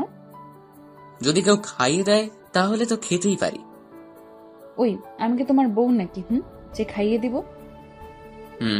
বউই তো, আর শুধু বউ না, আমাদের ভবিষ্যৎ সন্তানের আম্মু তুমি। বলেই পেছন থেকে জড়িয়ে ধরলাম। হইছে, এখন ছেড়ে দাও আর আসো তোমাকে খাইয়ে দিই। তারপর ঋতু আমাকে আর আমি ঋতুকে খাইয়ে দিলাম, কারণ আমি জানি সেও খায়নি। তারপর ঋতু আমাকে গুড নাইট দিয়ে মাহির সব কাজিনদের কাছে গেল ঘুমাতে। আর এইদিকে আমরা কয়েকজন বন্ধু মিলে ঘুমিয়ে পড়লাম। ওইদিকে মাহি আর মেঘলা ভালোবাসার সাগরে ডুব দিচ্ছে, কারণ আজকে তাদের ভালোবাসা সম্পূর্ণ হলো। সকালবেলা আমরা সবাই ঘুম থেকে উঠে কাজ করতে লাগলাম। এভাবে সকাল থেকে দুপুর হতে লাগলো। মেয়ের বাড়ির লোকজন সবাই আসতে লাগলো। আবিদের তো কোনো খবরই নাই, কারণ সাদিয়া আসছে না, ওর সাথেই ব্যস্ত। তারপর দুপুরে খাবার খাওয়ার পর সবাই চলে যেতে লাগলো। আর এইদিকে আবিদ সাদিয়ার নাম্বার নিয়েছে। আর হ্যাঁ, সাদিয়াও আমাদের কলেজেই পড়াশোনা করে, সেও আমাদের 1 বছরের বড়। আমি বুঝতেছি না, আমাদের 3 বন্ধুর কপালে কি শুধু সিনিয়র মেয়েই আছে নাকি? তারপর এভাবে দিন চলে গেল, আমরাও বাসায় চলে আসলাম। তারপর থেকে আমরা, মানে আমি আর ঋতু একসাথে কলেজে যাই আসি। মাহি আর মেঘলাও একসাথে আসে যায়। আবিদও সাদিয়াকে পটানোর চেষ্টা করছে। এভাবে কয়েকদিন চলে যায়। আজকে রবিবার কলেজে এসেই আবিদ বলল, বন্ধু, আজকে আমি সাদিয়াকে প্রপোজ করব। ওকে, করিস। বন্ধু, তুই একটা ভালো করে প্রপোজ বলে দে না প্লিজ। শেষমেশ আমাকেই আবার ধরলি তোরা। দে একটা বলে, এত করে যখন বলতেছে। তুই চুপ কর। দে না দোস্ত, প্লিজ। ওকে, দিতেছি, বেশি নাটক করতে হবে না। তারপর আমি আবিদকে প্রপোজ বলে দিলাম। ও তো সেই খুশি। একটু পর সাদিয়া আসলো। সাদিয়া আমাদের কাছে আসলো তখনই আবিদ ওর সামনে হাঁটু গেড়ে বসে একটা গোলাপ ফুল সামনের দিকে ধরে বলল, প্রপোজের কথা যা আমি শিখে দিলাম। দেখেছি তোমায় প্রথম যেদিন পড়েছি তোমার প্রেমে, থাকতে পারছি না আর তোমাকে ছেড়ে। ভালোবাসি তোমায়, ছেড়ে যাব না কখনো, তুমি ফিরিয়ে দিও না আমাকে। বড্ড বেশি ভালোবাসি তোমায়, তাই ভালোবাসার কথা বলতে করতেছি না দ্বিধা, তুমি শুধু আমার। I love you Sadia. তারপর সাদিয়া আবিদের ফুলটা নিল আর প্রপোজ অ্যাকসেপ্ট করলো। তারপর তারা একে অপরকে জড়িয়ে ধরল। একটু পর আমি বললাম, হয়েছে, এখন তো ছেড়ে দে, এটা কলেজ। তারপর তারা একে অপরকে ছেড়ে দিল। তারপর আমি আবারও বললাম, চল আবিদ, আজকে তুই খাওয়াবি, আমাদের সেই দিন আমার থেকে খাইছিলে। ঠিক ঠিক, চল। তারপর সবাই মিলে রেস্টুরেন্টে গেলাম। সেখান থেকে খাওয়া দাওয়া করে সবাই যার যার জিএফ নিয়ে ঘুরতে বের হলাম। ওরা ওদের মনে চলে গেল, আর আমি আর ঋতু আমাদের মতো এভাবেই সন্ধ্যার সময় বাসায় আসলাম। বাসায় আসতে মা ডাকছিল, তাই ওনার রুমে গেলাম। তখন মা বলল, দেখো তো ঋতুর জন্য ছেলেটা কেমন হবে। না দেখেই বললাম, বাদ দাও না, আমাকে এইসব দেখাচ্ছ কেন? তোমরা যা হয় করো। আরে একবার তো দেখো, তুই তো ঋতুর একটা ভাই, তাই না? তারপর মায়ের জোড়াজুড়িতে আমি ছবিটা দেখলাম, আর দেখেই আমি হা হয়ে গেলাম। একবার ছবির দিকে তাকাচ্ছি তো একবার মায়ের দিকে তাকাচ্ছি। মা দেখি হাসতেছে। তখন মা বলল, কি ভেবেছিস, আমরা কিছু বুঝি না? আর সুইটি আমাদের সবই বলেছে। আরে গাধা, তুই না বললেই কি, আমরা তোর সাথেই ঋতুর বিয়ে দিতাম, আর সেজন্যই তো ঋতুকে আমাদের এখানে আনছি। কি? হুম। মা, সেটা ঠিক আছে, কিন্তু ঋতুকে এসব বলবে না, ওকে? কেন? সারপ্রাইজ দিব। ওকে। আমি আর কিছু না বলে ঘরে চলে আসলাম। এসে ফ্রেশ হয়ে ঋতুর রুমে গেলাম। দেখলাম ও মাত্র ফ্রেশ হয়ে এসে আয়নার সামনে বসে আছে। আমি চুপি চুপি ওর কাছে গেলাম আর পেছন থেকে ওকে জড়িয়ে ধরলাম। আর ও কেঁপে উঠলো আর বলল, কে কে? আমি তোমার পিচ্চি হবু বর গো। ভয় পাইছো নাকি? ভয় পাবো না কেন? এভাবে হুট করে কেউ জড়িয়ে ধরে? সরি, কিন্তু কি করব বলো, তোমাকে দেখলে নিজেকে যে সামলাতে পারি না। তাই তো মশাই, আমাকে যদি পেতে চাও তো শাশুড়ি মা থুকু মামিকে আমাদের ভালোবাসার কথা বলতে হবে না। না থাক, বলবো না মাকে। কেন? বলে আর কি হবে বলো, বিয়ে তো আর দিবে না। তার চেয়ে বরং তোমার যার সাথে বিয়ে দিতে চায় তাকেই বিয়ে করো, সুখে থাকবে। তুমি এসব বলতেছো? কেন? তুমি জানো না আমি তোমাকে কত ভালোবাসি, আর তুমি কি না ভালো? তুমি চাও তো সবাই যাকে বলবে তাকে বিয়ে করি? আচ্ছা, তাই হবে। এই বলে কিন্তু কান্না করতে করতে চলে যেতে লাগলো। তখন আমি পেছন থেকে ওর হাত ধরলাম আর এক ঝাটকায় নিজের কাছে নিয়ে এসে জড়িয়ে ধরে বললাম, এত সহজে আমার ভালোবাসাকে ছেড়ে দিব নাকি? না, নিতে চাইলেও দিতেই হবে, কারণ তুমি তো এটাই চাও। আমি কি চাই সেটা পরে বলছি, তার আগে এই ফুলটা নাও আর একটা খুশির খবর শুনো। তারপর আমি ওকে ছেড়ে দিয়ে ওর সামনে হাঁটু গেড়ে বসে বললাম, হ্যাপি রোজ ডে আমার পাগলি। আর খুশির খবর হলো মা নিজেই চায় তোমাকে ছেলের বউ করতে। আর এই খাবার টেবিলে আমার কথাই বলেছিল, কিন্তু আমরা বুঝিনি। এটা বলার সাথে সাথে ঋতু আমার হাত থেকে ফুলটা নিল আর আমাকে জড়িয়ে ধরে কান্না শুরু করে দিল। বুঝি না মেয়েরা এত কান্না করে কিভাবে। আমাকে তো পিটাইলেও এক ফোঁটা পানি বের হয় না। তারপর আমি তাকে বললাম, এই পাগলি, কান্না করতেছো কেন? জানো আমার কতটা কষ্ট হয়েছিল যখন তুমি ওসব বলেছিলে? আহারে শয়তান পাজি। কি করছো? মারছো কেন? লাগছে তো। লাগুক, আমার বর আমি মারবো, আবার আমি তার সেবা করব। তোমার কি? তাই না? তাই। দাঁড়ো, মজা দেখাচ্ছি। বলে ওকে আরো শক্ত করে জড়িয়ে ধরলাম। তখনও বলল, কি করছো? ছাড়ো, ব্যথা পাচ্ছি তো। পাও আমার বউ, আমি বুঝবো। তাই না? আর কিছু বলতে দিলাম না। তার আগেই বুঝতেই তো পারছেন 5 মিনিট পর ওকে ছেড়ে দিলাম। ও তখন বলল, এভাবে কি কেউ কিস করে? আর একটু হলে তো মরেই যেতাম। মরবে না গো। যাই হোক, শোনো না। বলো। চলো না, আজকে তো রোজ ডে, কোথাও থেকে ঘুরে আসি বিকেলে। ওকে। Thank you. হয়েছে, আর ঢং করতে হবে না। কি বললি? আমি ঢং করতেছি? আমাকে আর পাইকে এক দৌড়ে আম্মুর কাছে চলে আসছি। মা দেখো, শাকচুনি টাকা মারতে আসছে। মারবো না কি করবো? তুই আমাকে ঢং করার কথা কেন বললি? আর এখন আবার শাকচুন্নি বলতেছিস? তোকে তো আজ আমি খেয়েই ফেলবো। এই, এবার থাম তোরা, অনেক ঝগড়া করেছিস। মা তুমি তো জানো আমি কত ভালো ছেলে। জানি তো, এমন ভালো যে মায়ের কাছে ভালোবাসার মানুষের কথা বলতে শরম পাই। মা ভালো হচ্ছে না কিন্তু। ঠিকই বলেছো মা। না মানে মামি। মামি বলতেছিস কেন? মাটাই তো ভালো ছিল। কয়েকদিন পরেই তো তুই আমার ছেলের বউ হবি। ওকে মা। তারপর ঋতু মাকে জড়িয়ে ধরলো আর আমার দিকে তাকালো। আমি তখন ইশারা করে বললাম, আমাকেও একটু জড়িয়ে ধরো। তখনও হাসতে লাগলো। তাই আমি ঘরে চলে আসলাম। এসেই শুয়ে পড়লাম। তারপর দুপুর হয়ে গেল।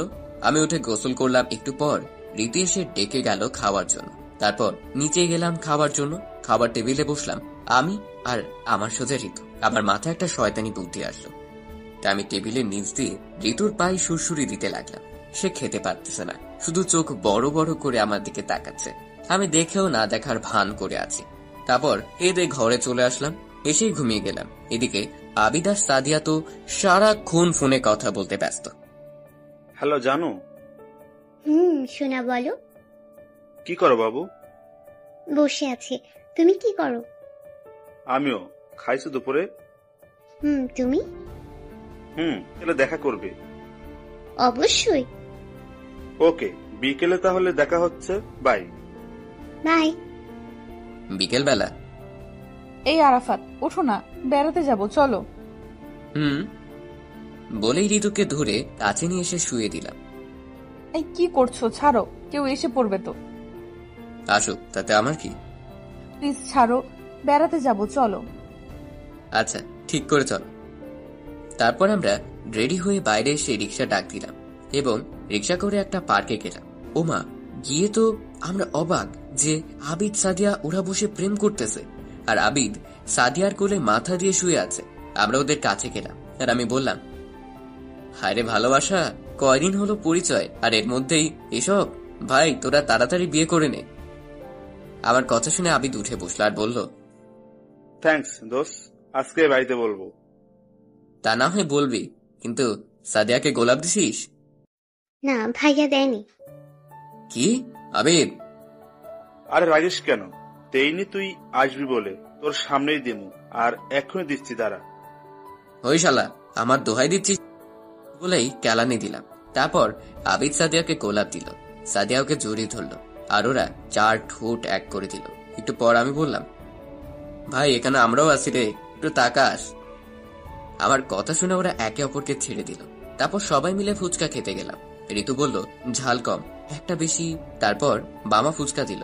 আমি এক পিস মুখে দিলাম আর সাথে সাথে আমার মুখ লাল হয়ে গেল। এই কি হয়েছে? ঝাল। মামা, ওটাতে ঝাল আসলো কেমনে? ভুলে চলে গেছে মনে হয়। পানি দেন। পানি তো নাই আপা, শেষ হয়ে গেছে। কি? আর এদিকে আমার ঝাল কমছেই না, তাই ঋতু আর কোনো কিছু না বুঝে আমার ঠোঁটের সাথে ওর ঠোঁট মিলিয়ে দিল। আবিদ সাদিয়া তো অবাক হয়ে দেখতেছে আর হাসতেছে। একটু পর ঋতু আমাকে ছেড়ে দিয়ে বলল, এবার কি ঝাল কমছে?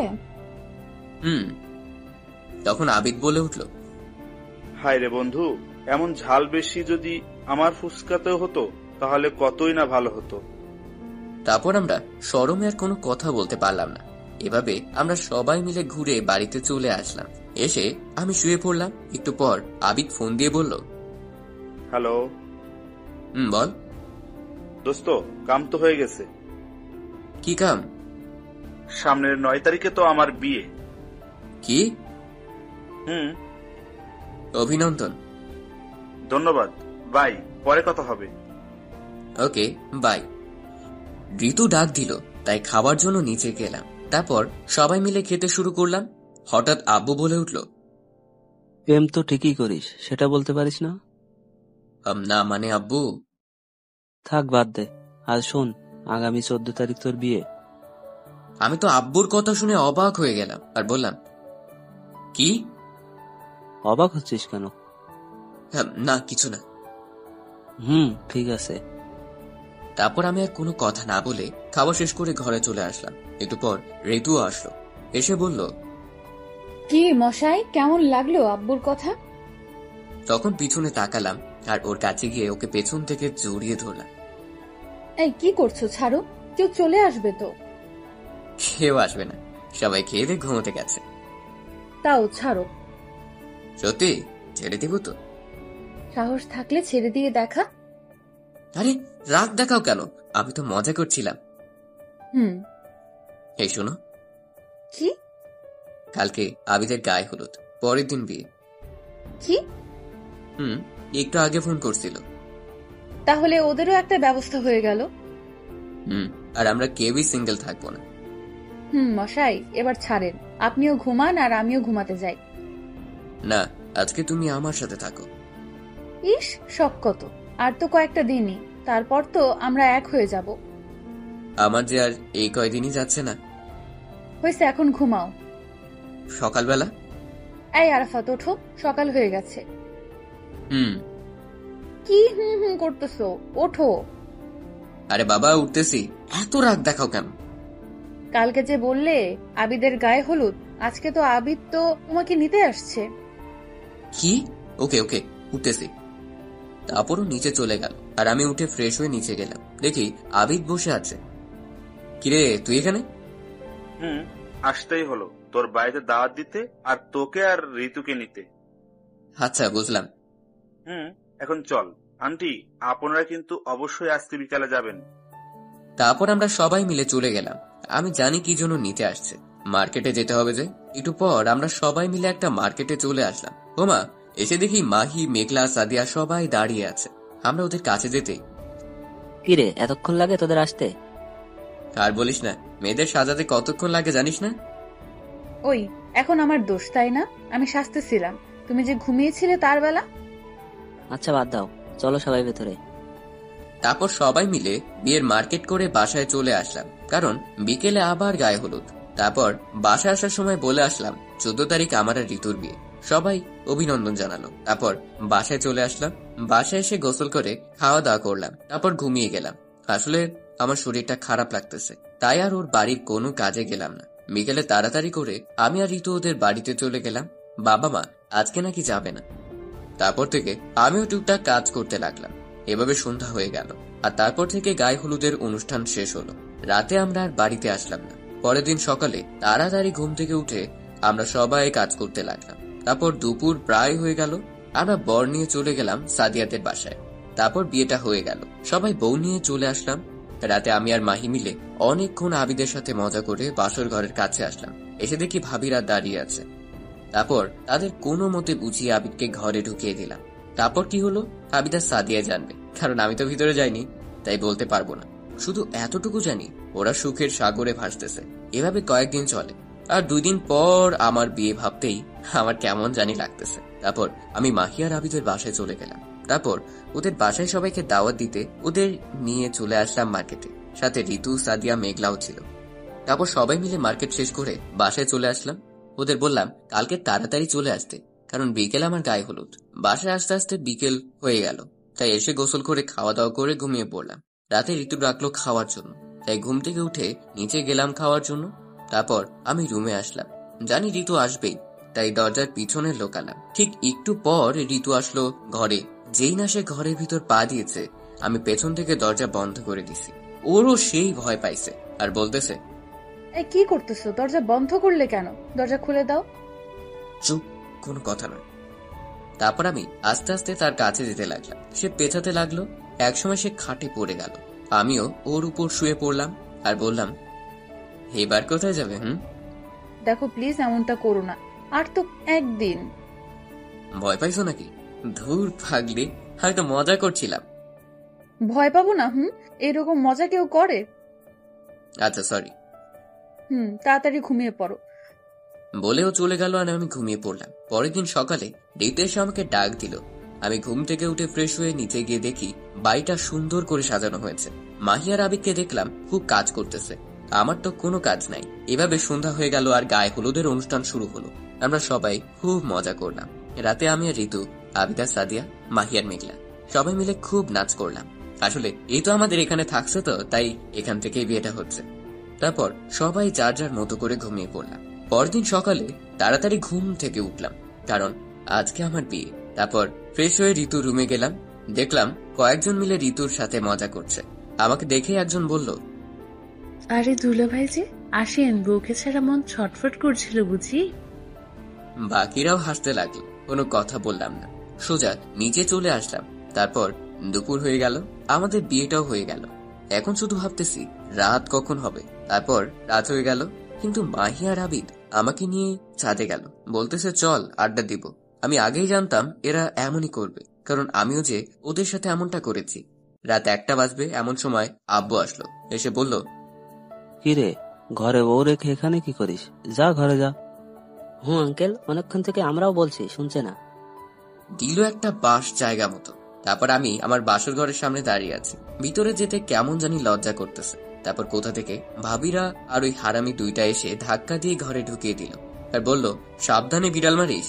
তারপর আমি ভিতরে ঢুকে দরজা বন্ধ করে দিলাম। ঋতু এসে আমার পা ধরে সালাম করলো আর বলল, যাও ওযু করে আসো, 2 রাকাত নামাজ পড়বো। তারপর আমি ওযু করে আসলাম। তারপর নামাজ পড়লাম এবং ওখান থেকে ঋতুকে কোলে করে বিছানায় নিয়ে গেলাম। তারপর ওকে শুয়ে দিয়ে 4 ঠোঁট এক করে দিলাম। এবং আমি ঋতুর বুকের উপর থেকে শাড়ির আঁচল থেকে দিয়ে ওর বুকে মুখ ডুবিয়ে দিলাম। বন্ধুরা, আপনারা এখন যান, আমি একটু আমার বউকে আদর করি, ঠিক আছে? আর হ্যাঁ, গল্পটি আপনাদের কেমন লাগলো অবশ্যই কমেন্ট করে জানাবেন। আর এমন নতুন নতুন গল্প পেতে আমাদের চ্যানেলটি সাবস্ক্রাইব করে পাশে থাকবেন। ধন্যবাদ।